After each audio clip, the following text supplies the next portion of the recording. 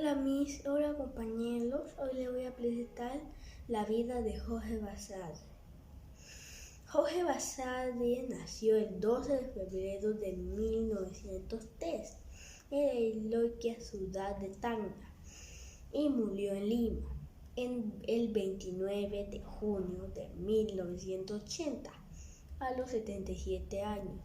Fue un historiador peruano que mejor ha estudiado la vida republicana del Perú. Su obra consta de diferentes ensayos, estudios e investigaciones en campos como la educación, historia y la crítica peruana, siendo su obra más importante Historia de la República del Perú.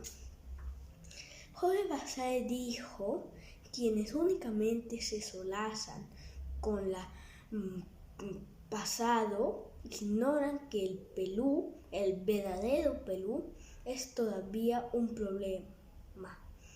Quienes caen en la amargura, en el pesimismo, en el desencanto, ignoran que el Perú es aún una posibilidad. Gracias.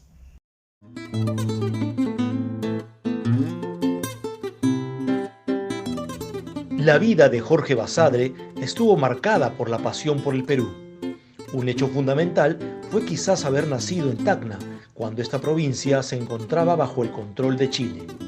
En su juventud, luchó por el retorno de su tierra natal a la patria y sufrió severas agresiones por promover la causa del plebiscito en Tacna y Arica. Además de su patriotismo, lo impulsó siempre un profundo amor por los libros. Fue bibliotecario y llegó a ser director de la Biblioteca Nacional para cumplir la inmensa tarea de reconstruirla, luego de un incendio en 1943 que casi la destruye por completo. Brilló también como educador. A los 26 años se convertiría en el catedrático más joven de la historia de la Universidad de San Marcos. Tiempo después, ocuparía el cargo de ministro de Educación en 2 oportunidades. En el campo de la investigación, fue un exhaustivo historiador que, entre otras obras, nos entregó su monumental Historia de la República, que recrea en detalle el camino que recorrimos como país independiente. Basadre fue un creyente en el Perú, en la capacidad de los peruanos para construir el porvenir. Un servidor que hace historia. Buenas tardes, amigos, compañeros y público en general. Hoy voy a explicarles la biografía de Raúl Porras Barrenechea. Es de los pensadores peruanos más destacados del siglo pasado. Reputado docente, historiador, ensayista, diplomático y político. Siempre tuvo como verdadera pasión la enseñanza. Nació en Pisco en marzo del año de 1897.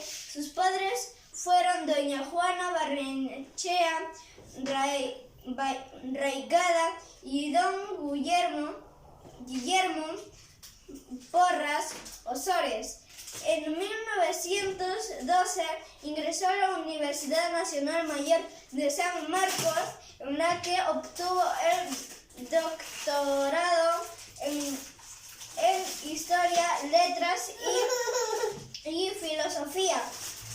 En 1919 impulsó el conversatorio universitario, donde congregaron los investigadores sobre la historia de la independencia peruana. Fue maestro de grandes intelectuales contemporáneos como Mario Vargas Llosa y Brice Echenique. Su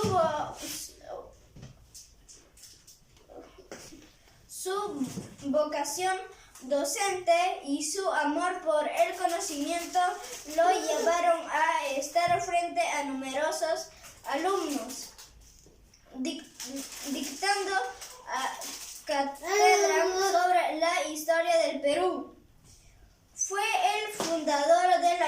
archivo de límites que contiene invaluables crónicas, mapas, demarcaciones y otros importantes documentos sobre los límites del territorio del Perú. Falleció a los 63 años el 27 de septiembre de 1960 producto de un ataque cardíaco. Le dejó a la cultura peruana el mayor de los legados, conocer su historia, sus obras. La labor de investigación de Porras Barrenechea lo llevó a enfocarse desentrañar las raíces de la cultura peruana desde los inicios precoloniales hasta la época republicana. Sus principales obras escritas son las siguientes. Historia de los límites del Perú en la actualidad. Este texto de la obra más completa sobre las cuestiones limítrofes del Perú. Pequeña antología de Lima. El Inca Garcilaso. Fuentes históricas peruanas. Eso es todo. Muchas gracias. Chea hizo del servicio público su vocación de vida. Desde áreas como la docencia, la investigación y la diplomacia, contribuyó como pocos a fortalecer nuestra república. Fue un maestro legendario. Su gran pasión por la enseñanza lograba, según cuenta Jorge Basadre, que los alumnos lo aplaudan entusiastamente. En su juventud, Porras había sido una de las figuras representativas de la reforma universitaria, que cambió definitivamente la educación superior. Su servicio al Perú se dio también en el campo de las relaciones exteriores. Porras sería un investigador y consejero clave para las batallas diplomáticas relacionadas con las fronteras del Perú, con Chile y Ecuador. En los últimos años de su vida, en la década del 50, fue elegido senador y después ministro de Relaciones Exteriores. Tal era su prestigio que era la primera vez que un ministro juramenta y ejerce el cargo desde su casa, obligado por su delicado estado de salud. Nos dejó un enorme legado de investigaciones realizadas a lo largo de su vida, que son fundamentales para entender al Perú. Un servidor. Buenas tardes con todos los presentes. En esta oportunidad voy a hablarles de Julia Codecido. Julia Codecido era una mujer peruana. Nació en Lima el 5 de agosto de 1883 y falleció el 8 de mayo de 1979. Hija de jurista y diplomático Bernardino Codecido Oyaque y Matilde Estenos Carreño. Desde muy niña decía que el arte era su propósito de vida, pero recién a los 35 años decidió formarse como pintora gracias a la influencia de su padre y a sus visitas a los grandes museos de Europa. Mientras vivía ahí, desafió los prejuicios. En la época, cuando se creía que la actividad artística era solo para hombres. Era amiga y discípula de José Samugal. A ambos les unía la reivindicación del indio peruano a través de sus pinturas. Aquí tenemos la India Huanca, Vendedora de Yaguchana, Mujeres Selváticas, Cabeza de Criolla, entre otras. Muchas gracias por escuchar mi exposición. Pintora peruana que nos ha legado una importante obra realizada en el siglo XX. Julia Codecido nació en Lima en el año 1892. Se distinguen tres periodos de su obra artística. La primera etapa de su labor artística coincide con sus años de estudio en la Escuela Nacional de Bellas Artes, es decir, entre 1919 a 1924. En sus retratos y figuras de ese entonces prima un tratamiento naturalista. La segunda etapa de su obra artística se inicia en 1925, cuando Julia Codesido adoptará la influencia indigenista recibida por José Sabogal. La expresión indigenista se observa en el tratamiento de sus cuadros, por ejemplo, en los colores vivos y el trazo fuerte de las facciones de los indígenas, mostrados siempre con pómulos angulosos, ojos grandes y fijos, así como pupilas dilatadas. Con este tratamiento y presentación de las escenas de los personajes y paisajes andinos, consigue Julia Codesido revalorar al pueblo autóctono y muy especialmente a la mujer campesina. Entre las obras más conocidas de esta etapa tenemos a Vendedora Yacuchana, de 1927. La carátula del libro 7 ensayos de José Carlos Mariátegui, de 1928. Seguramente su obra más conocida, en donde se muestra a la letra N como vista en un espejo, recordando así una letra cirílica, así como la letra U, mostrada como si fuese una letra V. Además, tenemos de este mismo año la portada de la revista Amauta, del 18 de octubre de 1928. Otra conocida pintura del periodo indigenista es India Huanca, de 1932. Las pinturas mencionadas aquí se pueden apreciar en el Museo de Arte de Lima. La etapa indigenista de Julia Codesido irá concluyendo alrededor del año 1944. La tercera etapa de la obra de Julia Codesido es denominada por muchos como expresionista. Se inicia en 1945, en donde Julia Codesido creará una obra con características propias, donde conjugará su propia práctica indigenista previa con la influencia exterior, como la que recibe de los muralistas mexicanos y las corrientes europeas de ese entonces, para conseguir, mediante síntesis y trazos sencillos, una producción de gran expresividad.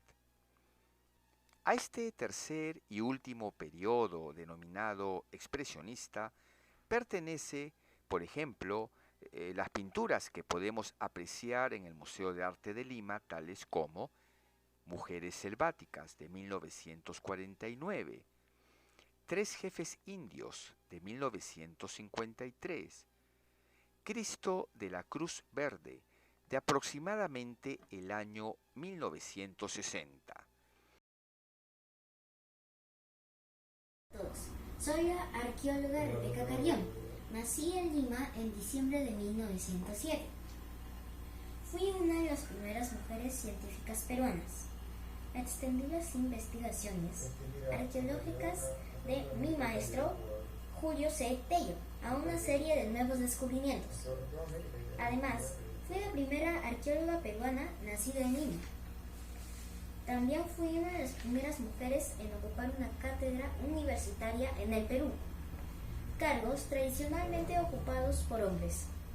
Enfrenté discriminación por el hecho de ser mujer, pero mi eficiencia, mi fortaleza, mi dedicación y mis conocimientos me sacaron siempre adelante. Dicté cursos de arte precolombino y arqueología en San Marcos. En la Universidad Católica del Perú impartí historia del arte peruano. Fui incorporada a numerosas sociedades científicas nacionales e internacionales y recibí premios y reconocimientos a mi labor, tanto en el Perú como en el exterior. Mis aportes y descubrimientos de nuestra historia precolombina han contribuido en gran medida a identificar y conocer las raíces de nuestra historia. Muchas gracias. Cuenta su sobrino, el doctor Carlos Nava Carrión, que para financiar sus estudios universitarios, Rebeca entró a trabajar a una empresa como secretaria de gerencia. Al enterarse de esto, Elvira García y García solicitó a la madre de Rebeca que le permitiese presentarla con el doctor Julio César Tello, quien entonces era director del Museo de Arqueología y Antropología de San Marcos, pues consideraba que allí sí podría desarrollar sus capacidades e inquietudes intelectuales. Es así como Rebeca Carrión conoce a su segundo mentor, el arqueólogo Julio C. Tello, convirtiéndose en su colaboradora desde 1921. En 1924, Rebeca Carrión obtuvo el grado de bachiller en letras y poco tiempo después inició actividades como conservadora del museo. Un momento de gran importancia en la vida de Rebeca ocurrió en 1931, cuando obtuvo el grado de doctora en Historia y Letras por aclamación con la tesis titulada La indumentaria en la antigua cultura Paracas. Ese mismo año dio la Cátedra Libre de Arte Peruano Precolombino en la Facultad de Letras de la Universidad de San Marcos, con lo que se convirtió en la primera mujer en dictar una cátedra universitaria. En paralelo, dio clases de arqueología peruana en la Universidad Católica y se desempeñó también como docente en el Colegio Rosa de Santa María y el Colegio Antonio Raimondi. Todo parecía ir muy bien para la doctora en ciernes. Lamentablemente, nos cuenta el historiador Efraín Núñez Hualpayunca que en adelante la doctora Rebeca Carrión iniciaría una lucha permanente contra el trato desigual y hostilidades que recibió de parte de sus pares académicos. Tan solo en el documento que autorizaba las cátedras libres, a todos los profesores se les consignó el grado de doctor, mientras que a Rebeca la consignaron como señorita Rebeca Carrión Cachot, pese a que ya había obtenido su grado. Mientras tanto, la doctora Carrión empezaba a conocer y a entrenarse en la visión que tenía el doctor Tello sobre las cuestiones que debía abordar la arqueología peruana, el uso de las fuentes arqueológicas para entender los procesos históricos andinos, la utilidad social de la disciplina en el contexto de su tiempo y la urgente necesidad de formar cuadros interdisciplinarios mediante el desarrollo de expediciones arqueológicas, así como la investigación y difusión de las colecciones del Museo de Arqueología y Antropología de San Marcos y el Museo de Arqueología Peruana, hoy Museo Nacional de Arqueología, Antropología e Historia del Perú. En 1935, cuando se establecieron las cátedras interinas en San Marcos, no se le otorgó la cátedra de Historia del Arte Peruano a la doctora Carrión, pese a la defensa que expuso el doctor Tello en su favor, puesto que sí contaba con las credenciales y la experiencia. Desde entonces, la doctora Carrión únicamente fue autorizada para dictar cátedras interinas. Pese a cumplir con todos los requisitos, no le otorgaron la titularidad de las cátedras que llegó a impartir entre 1931 y 1956. Arte peruano precolombino, Arqueología e Historia incaica, Arqueología incaica, Arqueología del Norte y Centro Andino y Arqueología peruana preincaica. En 1947 fallece Julio César Tello. Desde entonces hasta 1955, la dirección del Museo de Arqueología y Antropología de San Marcos y la dirección del Museo Nacional de Antropología y Arqueología es asumida por la doctora Rebeca Carrión Cachot. Asume también, junto a su colega Toribio Mejía Gespe, la tarea de culminar la obra del doctor Tello sobre Paracas y dar continuidad a sus labores, encargos encomendados por su mentor en su testamento. La doctora Carrión Cachot llevó a cabo numerosas actividades en diversos frentes. Planificó y llevó a cabo investigaciones arqueológicas sobre Paracas, Chavín y Ancón. Divulgó la arqueología peruana mediante exposiciones museográficas, conferencias y publicaciones en diversos medios. Presentó iniciativas para la defensa del patrimonio arqueológico en la Comisión de Arqueología del Senado de la República. Continuó sus labores de docencia universitaria a través de las cátedras que dictó en San Marcos y la Universidad Católica, y participó de manera activa como ponente en las ediciones del Congreso Internacional de Americanistas. Precisamente es en el marco del 29º Congreso Internacional de Americanistas, realizado en Nueva York en 1949, que la doctora Carrión gestionó el envío del fardo número 49 de Paracas a Estados Unidos, con el fin de conocer su antigüedad a partir de su datación por radiocarbono. El desenfardado y toma de muestras se llevó a cabo en el Museo de Historia Natural de Nueva York, con la participación del arqueólogo Junius Berg. Fue hasta 1951 que los resultados indicaron una antigüedad de 2500 años. De los múltiples estudios y publicaciones realizadas por la doctora Rebeca Carrión, se han reeditado en el año 2005 2 trabajos suyos por su importancia y vigencia para la arqueología peruana. Se trata de El culto al agua en el Antiguo Perú, publicado en 1955, y La religión en el Antiguo Perú, de 1959. Ambos estudios son apreciados hoy en día por el valor que la doctora Carrión otorgó a las fuentes arqueológicas para el estudio de las religiones en las sociedades andinas, el cual complementó con informaciones etnográficas y documentos históricos. En sus últimos años de vida, mientras residía en Guatemala, continuó sus estudios arqueológicos incorporando aprendizajes sobre las culturas de la región mesoamericana. Frente a todos los logros alcanzados por la doctora Carrión, no podemos dejar de pensar en lo difícil y desgastante que debe haber sido al enfrentarse a un contexto de discriminación y trato desigual por parte del gremio y las autoridades universitarias. Según comenta la doctora Lucía Watson Jiménez en una entrevista que brindó al diario La República durante la revisión de los archivos de las excavaciones en Ancón, que exploró para su tesis doctoral sobre los fardos hallados en dicha zona arqueológica, identificó que luego del fallecimiento de Tello, cuando Rebeca Carrión Cachot asumió las investigaciones en Ancón, se consignó en los diarios de campo el trato hostil y discriminatorio de la que fue objeto.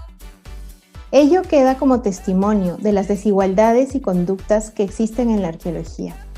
En palabras del historiador Efraín Núñez, su decisión de residir fuera del Perú quizá tuvo que ver con el difícil contexto que le tocó vivir en la universidad. Por esos años el enfrentamiento y las críticas entre profesores eran evidentes. Siempre ha existido la confrontación generacional entre los catedráticos de San Marcos y de otras universidades, por supuesto. La doctora Carrión no fue ajena a ello. En San Marcos le hacían la vida imposible, y entre otras razones, mientras a los jóvenes catedráticos que recién se iniciaban en la docencia se les otorgaba el titularato de la cátedra, a la doctora, quien tenía varios años de docencia en la universidad, se le negaba el titularato de la misma. Esta situación deja entrever que quizá, desde el fallecimiento del doctor Tello, la doctora Rebeca Carrión no habría encontrado oportunidad de colaboración de parte de sus pares. Carrión Cachot falleció el 6 de abril de 1960 fuera del país, al que le legó estudios y conocimientos de identidad e historia. Rebeca Carrión Cachot dedicó 25 años de su vida a la docencia universitaria y a la investigación y divulgación arqueológica.